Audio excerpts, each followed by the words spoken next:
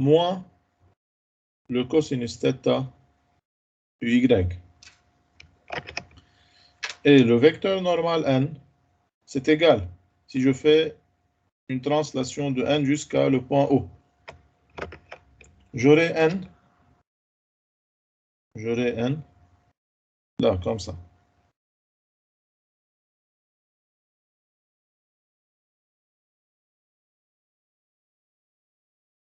C'est le vecteur n.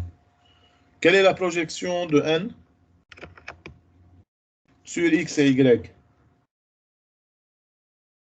Si je fais la projection de n sur x, j'aurai un vecteur qui est négatif. Donc, j'aurai moins cosinus θ suivant ux. Et aussi, si je fais la projection sur y, aussi c'est un vecteur suivant y négatif. Alors, c'est moins sinus θ uy. Maintenant, si je dérive θ et n par rapport taux et n par rapport à θ, alors j'aurai la dérivée de taux par rapport à θ, la dérivée du vecteur tangent par rapport à θ, ça va être égal à cosinus θ ux. La dérivée de ux est nulle car c'est un vecteur unitaire fixe, plus sinus θ uy. Et la dérivée du vecteur normal n par rapport à θ, c'est égal à sinus θ ux moins cosinus θ uy. Alors, j'ai dérivé par rapport à θ le taux et le n. Maintenant,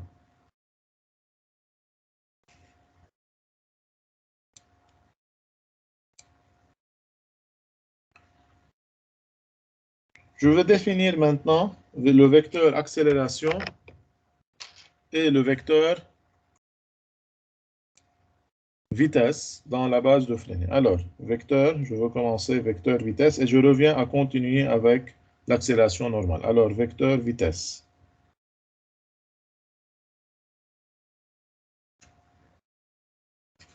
Comme vous savez, la vitesse est toujours comment? Est toujours portée par la tangente à la trajectoire. Donc, comme le vecteur vitesse v est tangent à la trajectoire,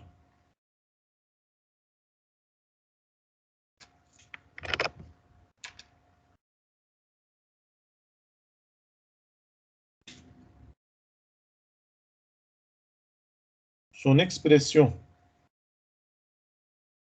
dans la base de Freinet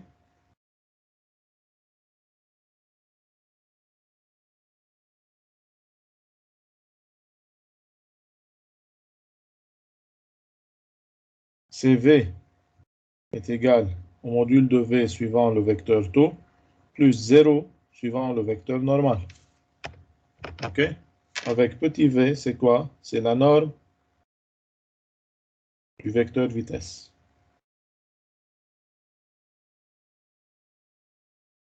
OK? Maintenant, si je veux représenter le vecteur accélération, donc vecteur accélération, toujours dans la base de Freinet.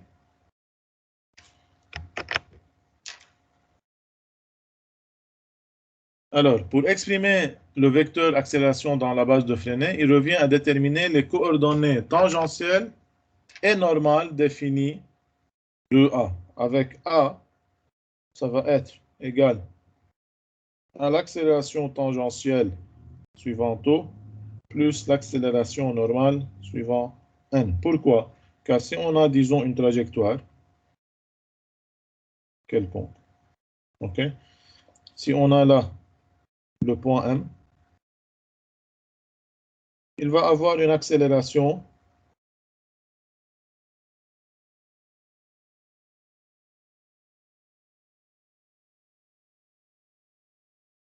dans ce sens-là.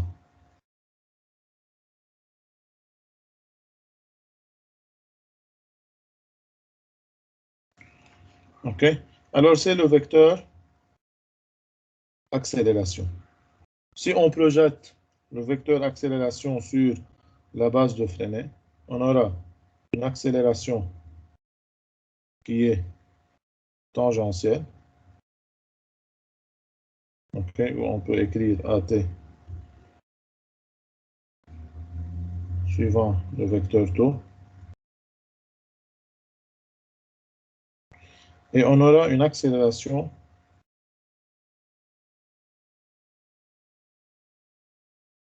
qui est normale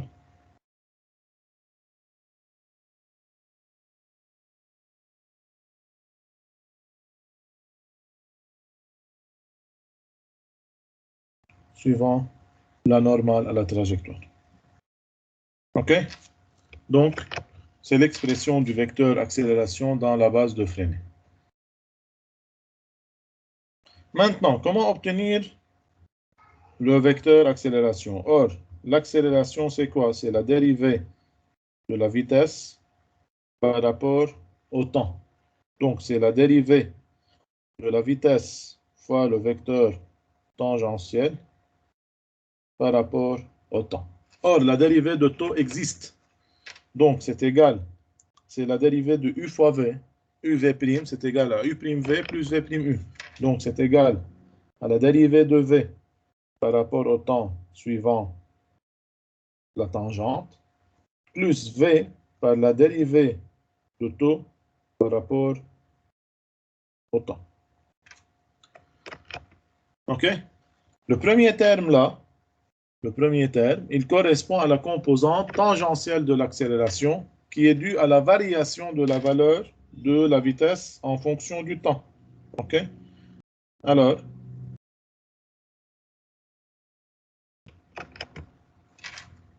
c'est le premier terme. Ici, alors je vais mettre là, comme ça. Donc, ce premier terme, il correspond à une composante tangentielle, toujours de l'accélération, OK, due à la variation de la vitesse v. Le second terme, celui-là, c'est quoi? C'est une conséquence du changement de la direction du vecteur vitesse. Du changement de la direction de V vecteur. Ici, V sans vecteur, ici, V vecteur. À noter que l'accélération normale est dirigée toujours vers le centre de la trajectoire. Donc, je vais mettre ici une remarque. AN est toujours dirigé vers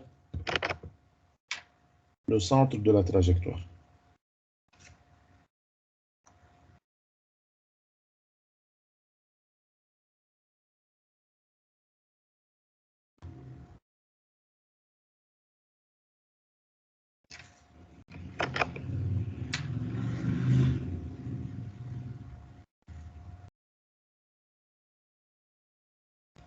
OK?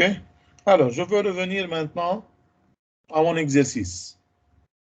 Donc, qu'est-ce que j'ai dit? J'ai dit que la vitesse est égale à V suivant la tangente. Et A, c'est égal à dV sur dt suivant taux, plus V d taux sur dt, la dérivée de taux par rapport au temps.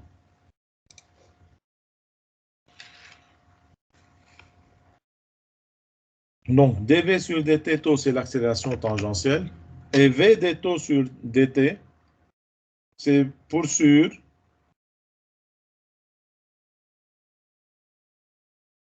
c'est l'accélération normale.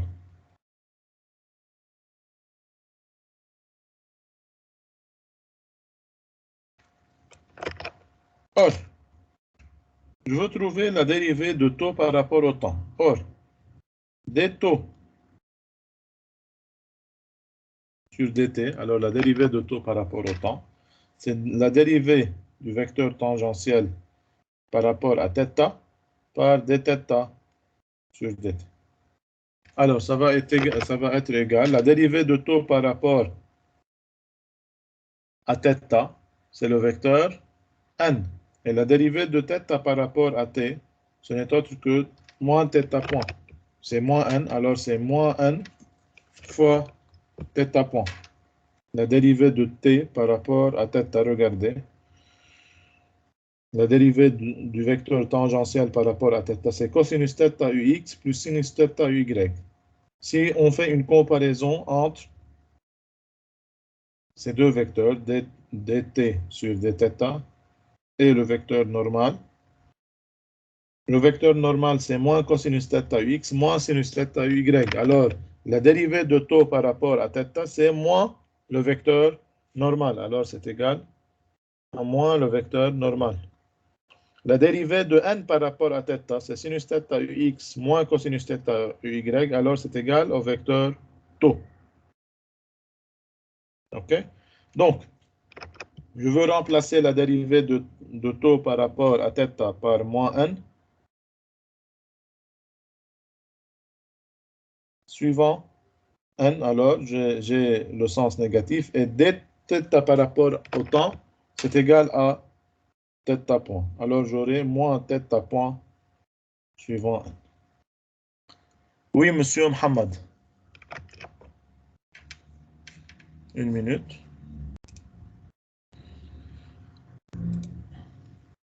Tfadal.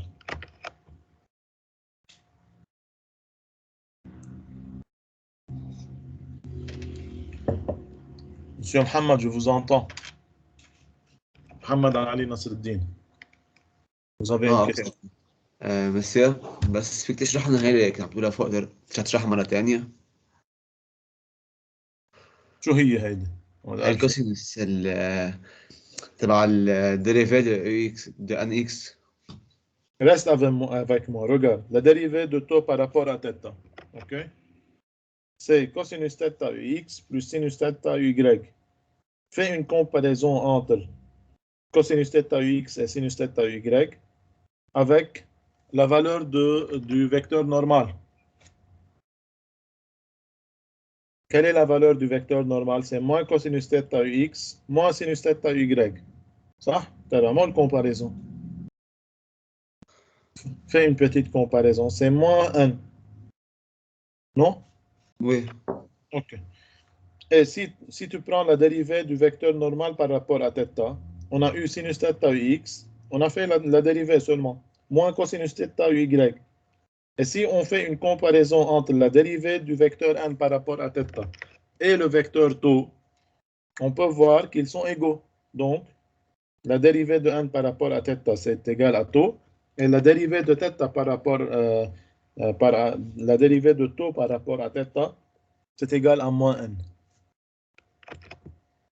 OK. Merci. Et j'ai remplacé cette dérivée dans cette équation-là. Donc, ici, l'accélération normale d'après cette équation, c'est v fois la dérivée de taux par rapport au temps. Donc,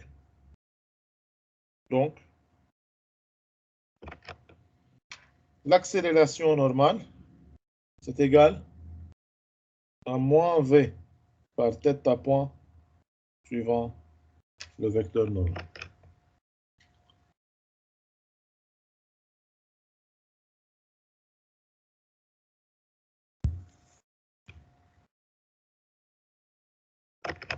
OK? Avec, on peut dire OM, c'est égal à moins le rayon R suivant la normale n, comme vous voyez. Le rayon de courbure, c'est la distance OM. Donc, OM, c'est moins R suivant n, car n est dirigé vers l'intérieur. Et la vitesse V, ce n'est autre que la dérivée de OM par rapport au temps. Alors, si on dérive, on aura V, c'est égal à la dérivée de R par rapport au temps, c'est nul. Donc, c'est moins R par la dérivée de N par rapport au temps.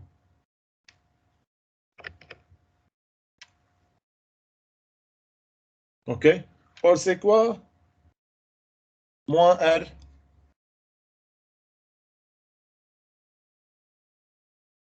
par dN sur dt? C'est égal à moins R par, je veux introduire le θ, c'est moins dN sur dθ, OK? Par dθ sur dt. Or, quelle est la dérivée du vecteur normal par rapport à θ? Ce n'est autre que tau, OK? Alors, la dérivée de θ par rapport au temps, c'est θ point.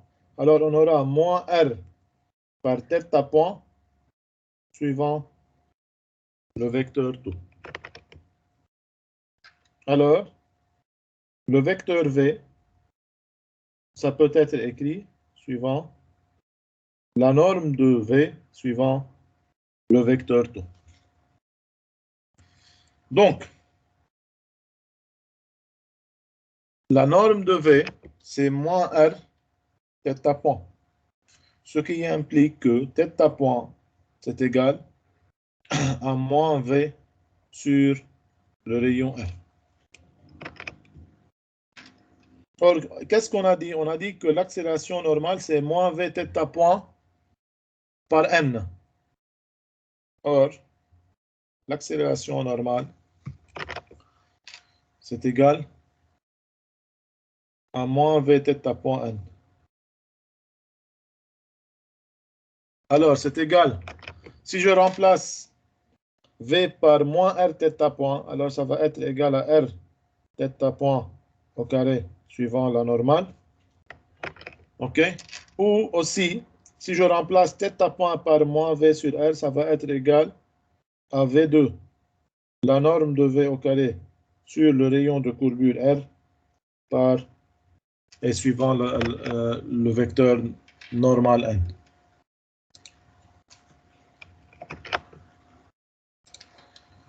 OK, monsieur, vous avez des questions?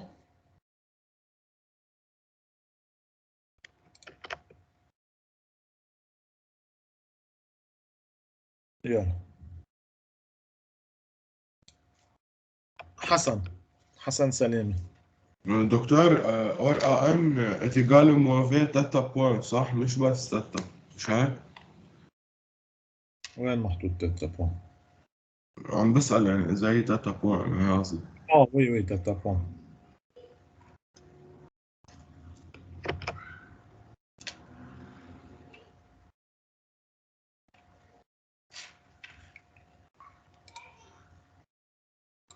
OK, Eduardo. Bonjour monsieur. Le rayon de courbure له unité معينة؟ C'est une longueur, monsieur. ايه je sais بس انه C'est une لازم longueur. نحولها من سنتيمتر على متر او من متر على سنتيمتر هيك قصدي. Si vous êtes حيالة travailler avec le système international, il faut toujours travailler avec le système international. avec le mètre. C'est le mètre, oui. Mais c'est une longueur. Et si on vous donne le rayon de courbure en centimètres, on peut vous le donner. En mètres, vous avez à le convertir en mètres et travailler. D'accord. Merci monsieur. De rien. شو إذا مش إيش عينها راح تزيد النقطة أكثر هون ما في تتا بوان توجور. OK. طيب, il y a encore des questions? Je crois qu'il y en a. OK. Alors, je veux passer au dernier paragraphe de ce chapitre. Je veux terminer ce paragraphe pour pouvoir faire demain les TD. Je vous envoie aujourd'hui le cours, je vous envoie la fiche de TD, OK, pour pouvoir demain faire ces TD-là. Donc, je veux passer maintenant au paragraphe 7, exemple de mouvement. Et même si on n'a pas terminé ce paragraphe, on peut faire maintenant les TD. Alors, exemple de mouvement. Je crois que vous savez ce paragraphe. Je vais commencer tout d'abord avec les mouvements rectilignes. Mouvement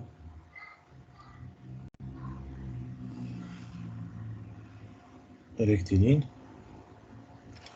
Pour les mouvements rectilignes, je vais commencer tout d'abord avec le mouvement le plus facile, c'est le mouvement rectiligne et uniforme.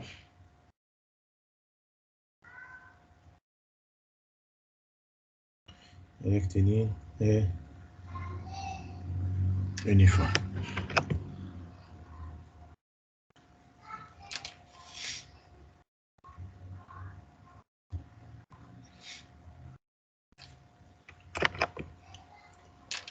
Maintenant, disons, si on a un corps qui se déplace à vitesse constante sur une trajectoire rectiligne, il suit un mouvement rectiligne uniforme par rapport au sol. Donc, si on a, disons, un train se déplaçant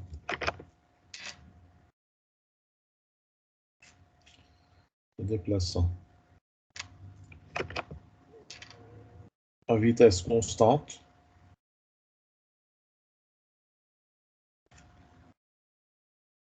sur des rails rectilignes, suit un mouvement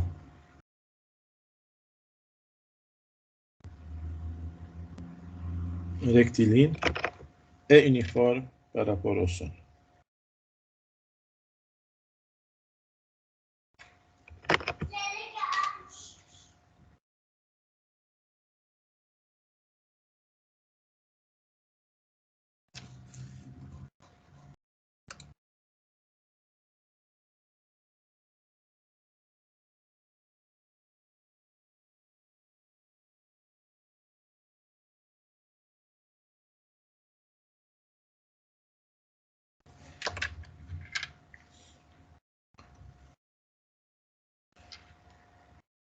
Maintenant, si on considère un point M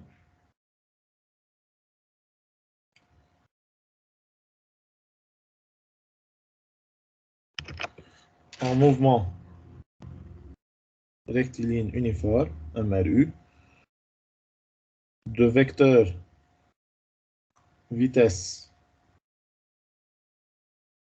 V0, et ce vecteur vitesse V0 est constant.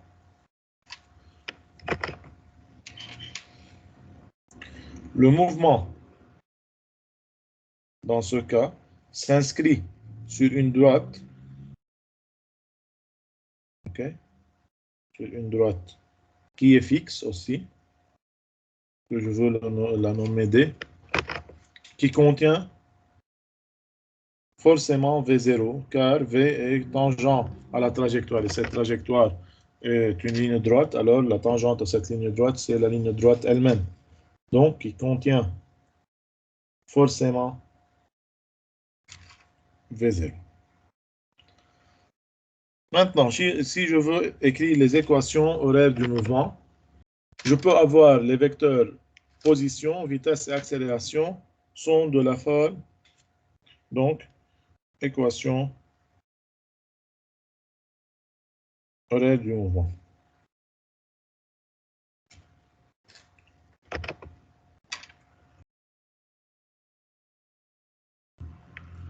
Tout d'abord, le vecteur position, c'est OM, c'est égal à X suivant UX, seulement suivant une droite. La vitesse V, ça va être égal à X point suivant UX. Et l'accélération, ça va être égal à X2 points suivant UX.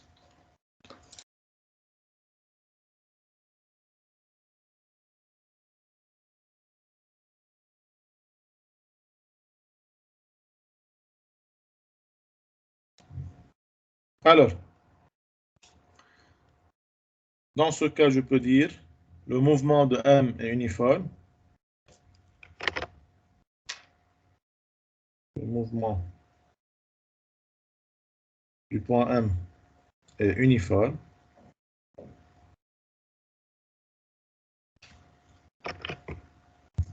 cela signifie que la vitesse a une norme constante.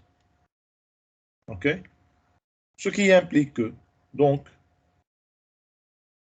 x point, ça va être égal à V0 à tout instant. OK?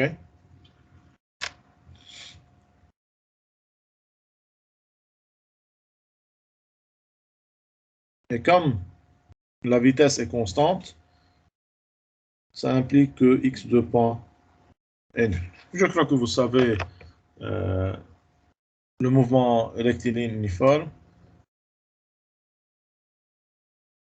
Donc, si je passe maintenant l'intégration de l'équation x point, l'intégration de x point égale à V0 donne l'équation horaire du mouvement.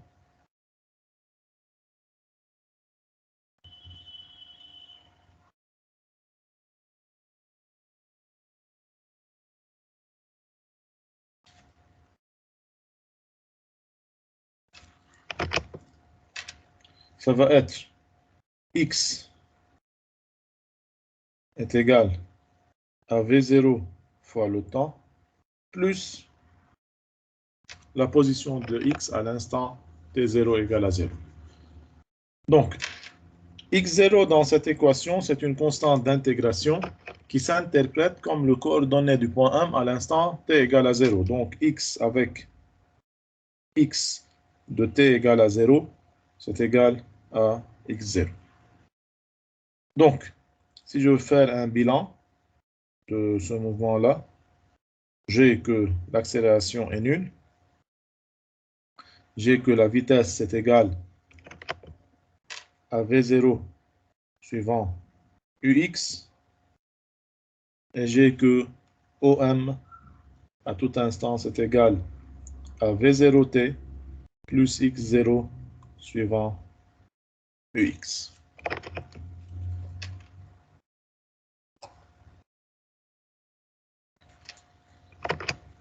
Vous avez des questions, monsieur?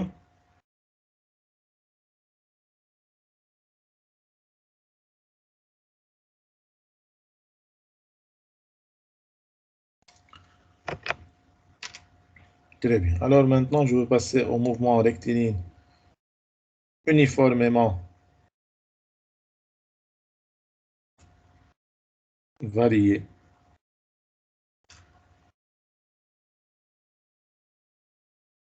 Alors, je veux décrire un peu ce mouvement.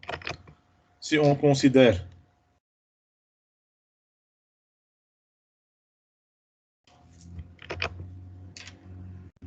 un point M en mouvement rectiligne,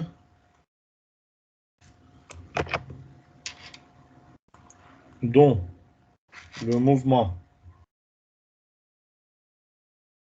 s'inscrit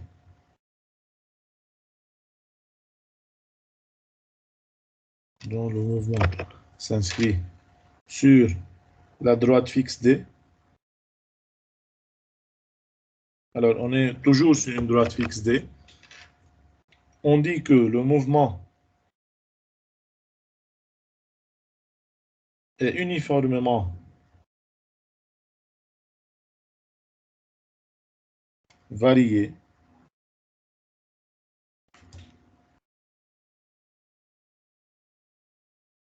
Cela signifie que la norme de sa vitesse est une fonction affine du temps.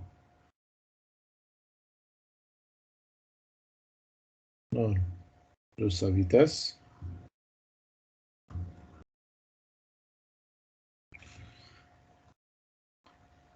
est une fonction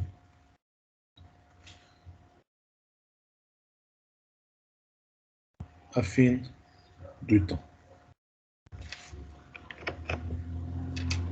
Donc maintenant, si je veux trouver l'équation horaire du mouvement, donc équation horaire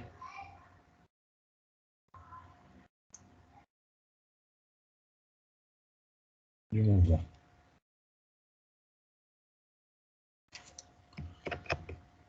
Qu'est-ce qu'on a là? On a que OM, c'est égal à X suivant EX. Et on a que V, c'est égal à X point suivant EX. Et qu'on a, on a que A, c'est égal à X2 points suivant EX. Maintenant, la vitesse est une fonction affine du temps.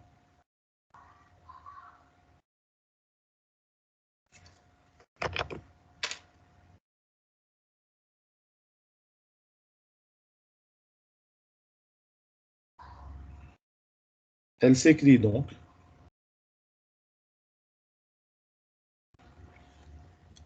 X point, c'est égal à A0t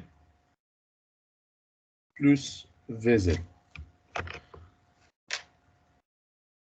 Avec V0, c'est quoi? C'est la composante de la vitesse du point M selon UX. C'est égal à la vitesse sans vecteur. V0, c'est égal à la vitesse du point M à t égale à 0. OK? En dérivant cette expression,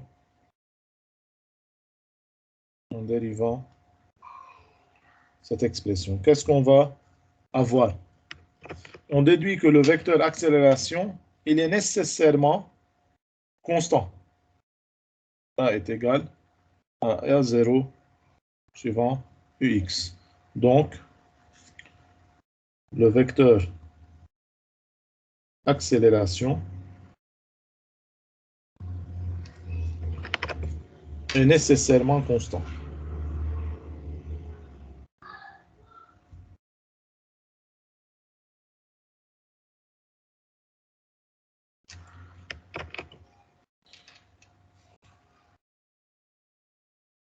On peut mettre à tout instant t.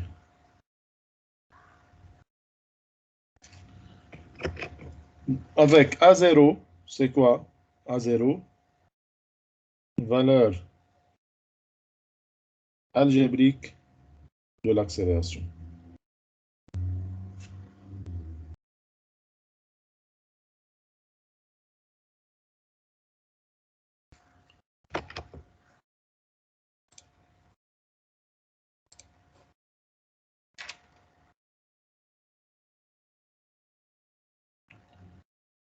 Maintenant,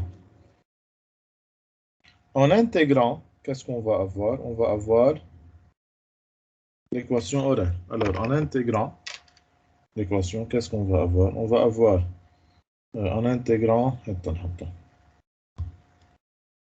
x point est égal à A0t plus V0. On obtient l'équation horaire du mouvement. Équation horaire du mouvement. Quelle est l'équation horaire? Donc, x est égal à A0 par t au carré sur 2 plus V0 t plus x0.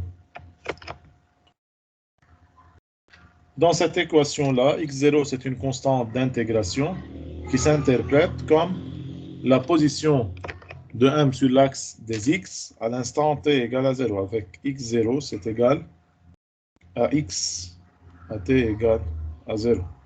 X de M. OK? Donc, si je veux faire un bilan,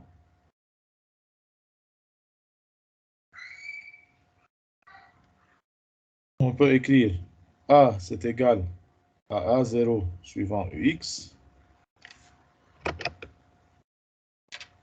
V, c'est égal à A0t plus V0 suivant UX et OM, c'est égal à A0 par T au carré sur 2 plus V0T plus X0 suivant UX.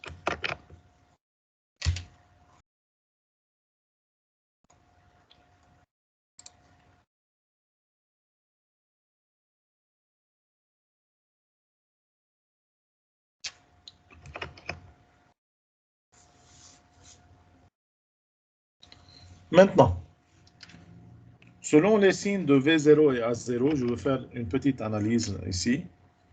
Selon les signes de V0 et A0 impliquent selon les orientations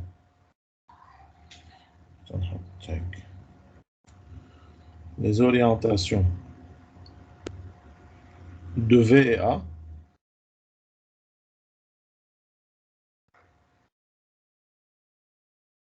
on a deux types de mouvements possibles.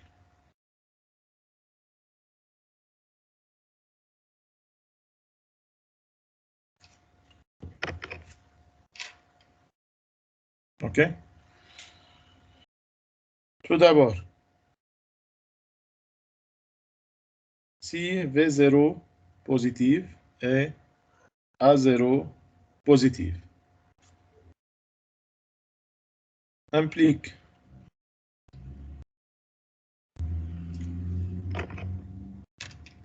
le vecteur V et le vecteur A sont de même sens.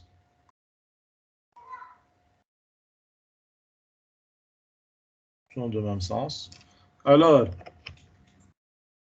la norme de la vitesse est une fonction affine croissante du temps. Donc, norme de V, fonction affine croissante du temps. OK? Et par suite, les équations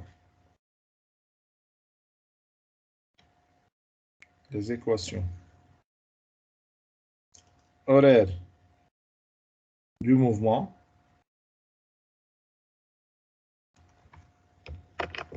décrivent un mouvement qui est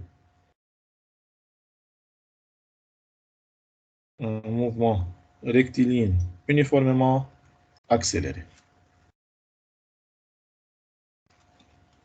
Cette situation, comme exemple, elle correspond à un mobile que l'on lance verticalement vers le bas dans le référentiel terrestre avec un axe OX qui est orienté vers le bas. OK? Maintenant, le deuxième type, si V0 est plus petit que 0 et A0 plus grand que 0. Alors, je vais mettre ici un exemple. Mobile lancé vers le bas dans le référentiel terrestre. Maintenant, si V0 plus petit que 0 et A0 plus grand que 0, ici, qu'est-ce qu'on a? On a que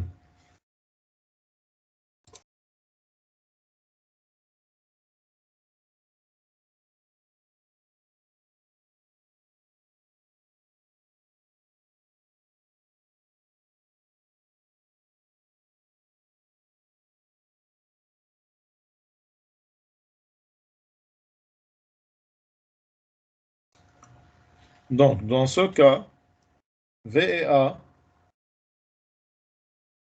sont de sens opposés. Les vecteurs initiaux, V et A, sont de sens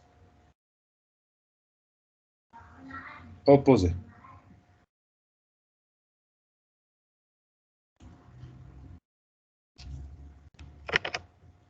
Donc, dans ce cas, le mouvement se déroule en deux phases.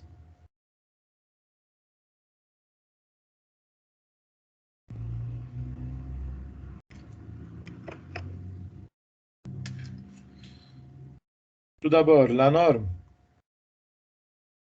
de la vitesse, qu'est-ce qu'elle va faire? Elle commence à diminuer. Commence à diminuer. Donc, dans ce cas, on a un mouvement rectiligne uniformément décéléré. C'est bien. Et ensuite, elle va s'annuler. Dans ce cas, le mobile atteint un point qui est extrême.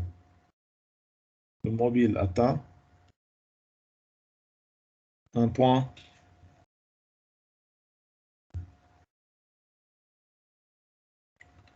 extrême.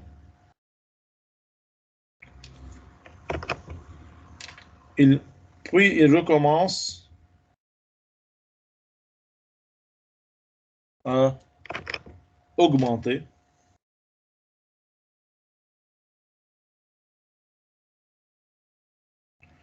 Dans ce cas, le mobile va rebrousser son chemin.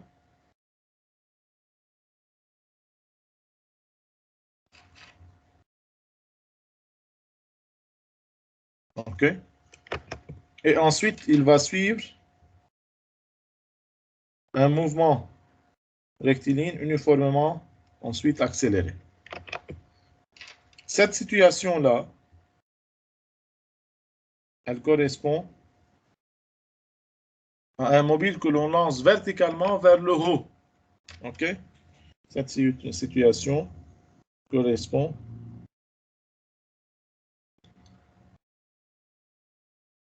à un mobile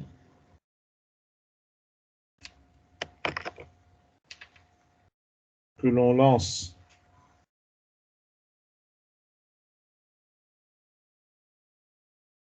verticalement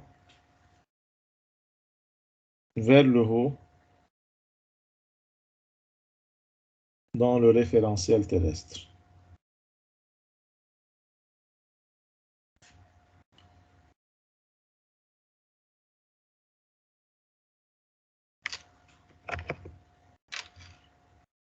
Avec un axe OX orienté vers le bas.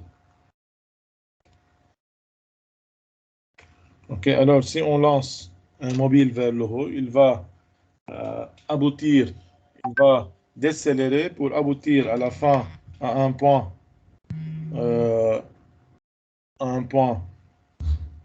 qui est le point extrême. OK?